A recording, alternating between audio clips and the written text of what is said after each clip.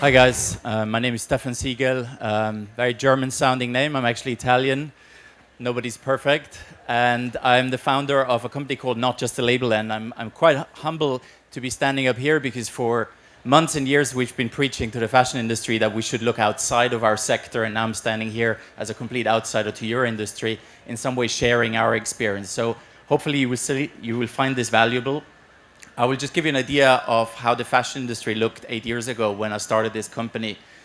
The one thing that I didn't understand in fashion was a lot of emerging designers struggling all around the world. And on one side having the digital space and ecosystem to showcase these designers, but nothing having been done in order to sort of facilitate a connection and a more direct approach, not only to the buyers and the industry, but also to the consumer. I started by creating a platform that would bring and house these designers. Sorry, that's cropped a little bit. By bringing these designers together, and now 8 years later, we represent 21,000 designers from over 150 countries from all around the world, and we bring them together. What does the platform do? And that is something that a lot of designers don't like, the word standardization. What we try to do is allow a lot of creative people, and that applies to the art and the music sector as well. We try to bring their art and their creativity into a standardized format so that people around the world could find these designers much easily and interact with them. And that ranges from a buyer to a consumer to a journalist to perhaps an investor as well. What the website does is very similar to LinkedIn or Facebook. We bring these designers onto profiles. And that is how the company started. Initially with 10 designers, then 500, and now we have over 20,000 designers from all around the world. The biggest problem was, of course, monetization. So how do we work with such a niche target group, knowing that out of those 21,000 designers, we surely will have the next Giorgio Armani, but how do we monetize that now? And I started sort of looking deeper and deeper into the fashion industry. And I think this is where you start seeing parallels to other creative sectors. Designers, if you go into a store here in Miami or in New York or in Milan, it doesn't matter where, designers get about 5 to 6% of the total retail price that you spend on clothing. So not much goes to designers. You'll be surprised that the majority goes to DHL and UPS and FedEx, because a garment these days is shipped 3 times around the world before you actually can wear it. And that is, it gives you already an indication of how unsustainable this industry is. We started an online shop that connects the consumer directly to the designer. Now again, this is not rocket science. Amazon and so many other platforms have done this, but in luxury fashion it has been. We have an average order price of around $500, and we have in some way disrupted the luxury market by giving designers 70% of the retail price. So we take a commission of 20%, there's about 10% of costs, but that just gives you an idea of 70% of your spending on our website going into the pockets of designers. And this is valuable and very important when we have designers. For example, in our last month, I just got a report today, our best-selling designers, the top 5 came from Ukraine. Ukraine, a country that has been in political turmoil thanks to our politicians here and across the pond. And in a country where an average salary of 250 euros gets people going for a whole month, we're able to sell dresses north of $1,000, and 70% goes into their pockets. So in some way, we are starting businesses every day. We then realized that in fashion publication, and again, perhaps there's parallels to the hotel and lifestyle sector, publications in fashion do not talk about manufacturing. They do not talk about young designers. They do not talk about sustainability. These are all things that for the last 20 years we have been in some way ignoring and hiding from you as a consumer, because simply the truth wouldn't be bearable. So our digital platform, our editorial section, has in some way become the spokesperson for a new wave in the industry, a radical voice in terms of talking about things that a lot of people don't know. For example, I am based in the UK, which is quite embarrassing because unfortunately at the moment in the UK people wear garments 4 times before throwing them away again. So that just gives you an idea of how we consume and not invest in fashion anymore. And then finally, and I think this brings me here, we have started a business unit, and I apologize for the slides. I don't know if we can corrupt them, but it's called Angelle Creative, and we work with corporates and governments all around the world in terms of bringing the community of designers together with larger corporations. And we have been doing this successfully for the last couple of years, and we have done this with a lot of hotel brands in terms of redesigning their hotel uniforms, in terms of opening pop-up stores in terms of using them as venue. We had hotels where designers lived in residence, almost going back to the 60s, where hotels opened up and said, you can live in my hotel room in return for your art. If you remember, a lot of hotels became famous by doing so. And of course, we organize events. And again, I think the red thread across all of these different subjects is that we try to disrupt these business models. If you have been to fashion weeks, or if you have been listening to the news lately, fashion weeks are no longer relevant. These big and heavy events around the world do not work anymore, especially for young designers. And we have gone in and tried to completely redevelop and change them. We have come up with trade shows where designers don't pay. We even pay their flight tickets and their attendance and their restaurant bills and hotel bills, simply because we have found out that a trade show is much more successful if you can be in a position where you bring the best people from all around into one place, so you curate rather than select or cold sell. Here we go, CJ is applauding. We have started a retail store in New York City, and this is today our biggest project with a hotel that you all probably know, the Waldorf Astoria, where we literally turned retail around. We said, Waldorf Astoria, can you give us the most prominent prime site real estate location in New York City for free? You should have seen their eyes when we said that. A few months later, they agreed to that, so we opened our store on the 1st of December at the Waldorf Astoria, not paying a single penny of rent. At the same time, every penny that we sell, we don't take a cut from that. The New York City and the mayor of New York said this store is so valuable to New York City that they're paying our fee. So suddenly we have a retail system in a street where you have 15,000 people walking past every day, where we don't pay rent, the designers don't pay a cut, they take 100% of the sales. And the Waldorf Astoria, after 3 weeks in December, so we were open for the whole of December, walked away with a PR value of $6.9 million and 220 million media impressions. So again, just to give you an idea of what you can do when you turn things around and in some way you show or you add a disruptive voice to business models that haven't changed for a long time. That's another picture of that store. Again, every piece that we have in there, and that's to explain the incentive for New York City, was that every piece we had in the store was made in New York City as well. So it was from a group of global designers, but every piece was made within the 5 boroughs of New York City.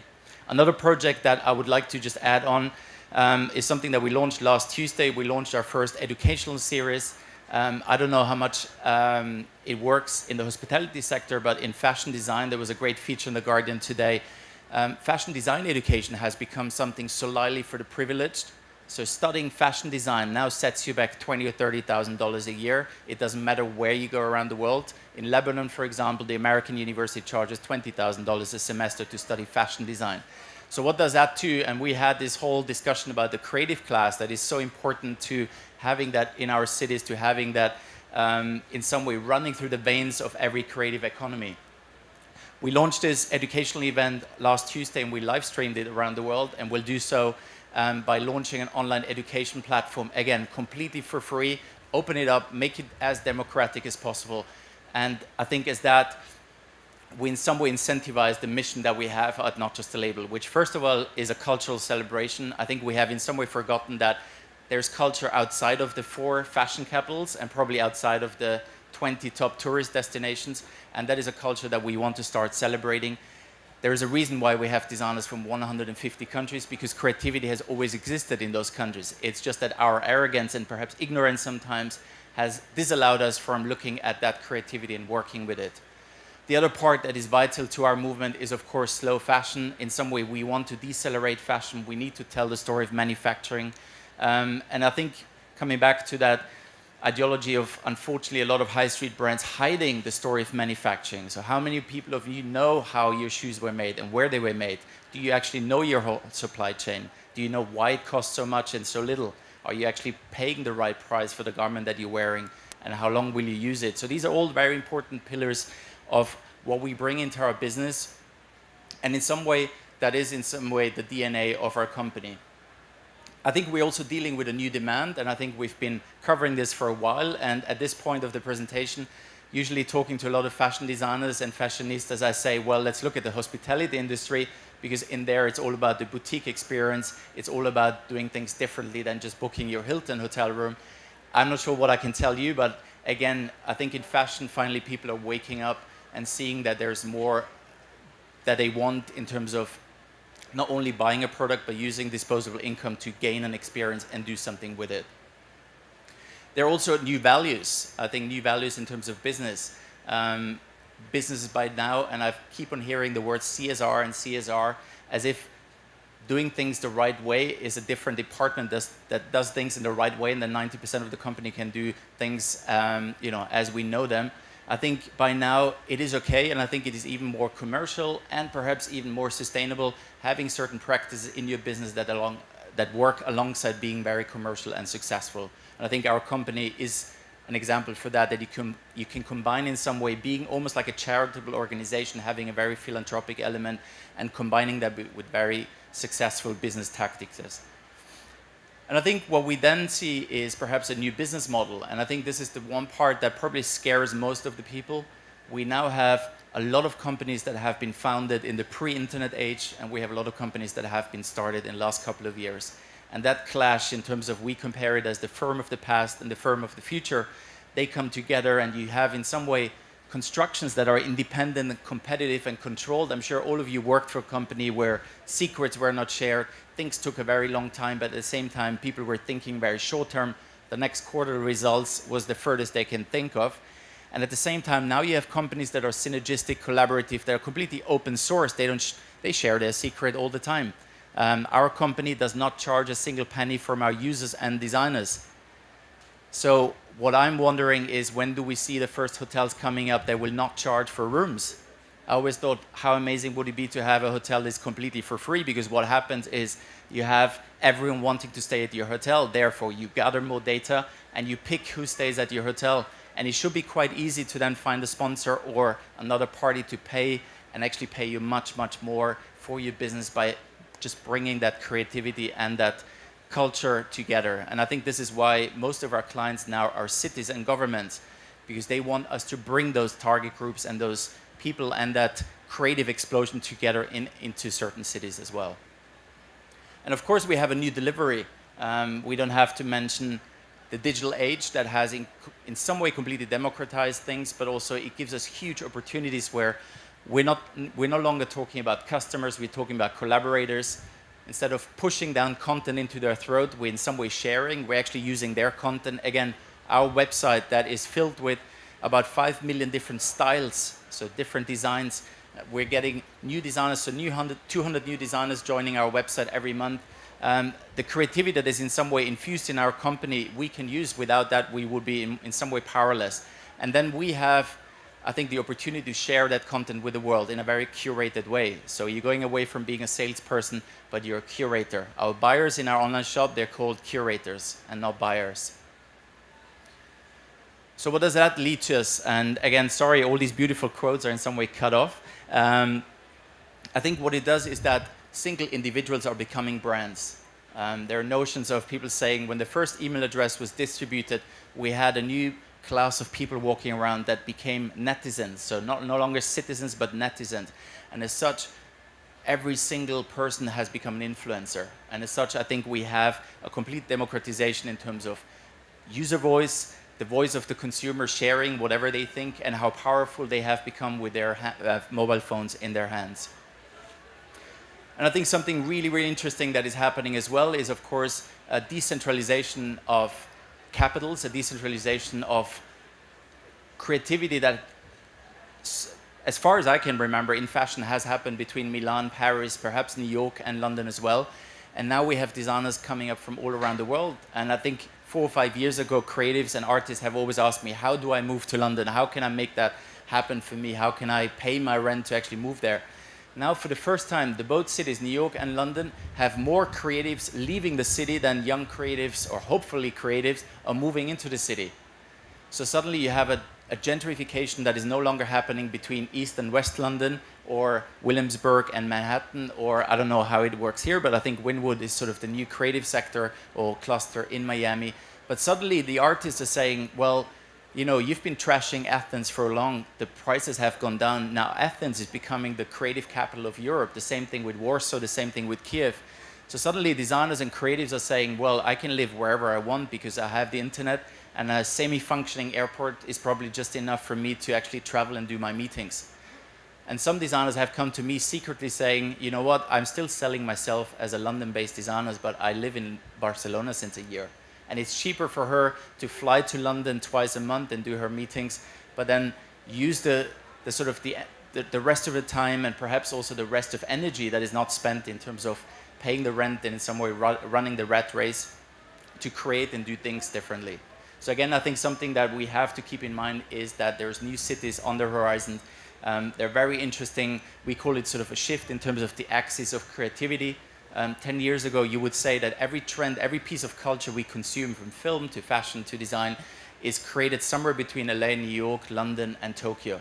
Now suddenly we keep on talking about cities like LA, Miami, Berlin, Shanghai, Dubai, which at the moment has the biggest construction site in the world. They're building the Dubai Design District. It's a new city where within 2 years, 180,000 creative businesses will be at home. Again, I was smiling when I heard and when I saw that plot of desert, but they already finished 12 of the buildings. So they're pulling through with that. And they're saying, well, while Europe and the US with their politics are in some way shielding themselves off from allowing creatives to come into their continent, the rest of the world in some way seeking a new creative capital, and that's where Dubai hopefully will take place. So I think what I want to do for my company, and I think also a message that I would like to pass on to you, is about being a change agent. And how do you do that?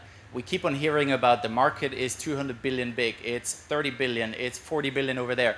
It doesn't matter, nobody gives a shit, and nobody will reach at least not even a 1% of that market size. But at the same time, the question is more, what can you do immediately, and what can you do in the next 20 or 30 years? So looking at a business plan again of your hotel, of your institution or corporation, is the business plan to pass on your business to the next generation? Well, then that buys you a lot of time, and suddenly all these different small trends are no longer relevant. And I think this is where, with our educational series, we started a movement called Authentic Radicalism. I think we've all been sick in hearing the word sustainability by now, but with Authentic Radicalism, we want to achieve something much, much more. Authenticity, but at the same time being radical in terms of our changes. There are no rules anymore. There are no rules in your industry. There are no rules in our industry. And I think, and unfortunately, people are usually too complacent, and the change will always come from another sector. So another sector will probably reinvent the sector that you currently are in. And in fashion right now, we had this really interesting discussion on Tuesday in London, and we were talking about why are fashion companies not investing in satellite technology and DNA analysis. Satellite technology, because we have 18,000 satellites orbiting around us, and within 3 years, the technology will be so sophisticated that the images they send back are in high definition. So that means you can actually do CCTV footage of your own hotel, seeing how people move around your resort. And the same thing applies to shopping malls. Then again, I think technology is really going into the direction of emotions as well. In the future, we'll be able to read emotions. People will be able to pass emotions through their phones.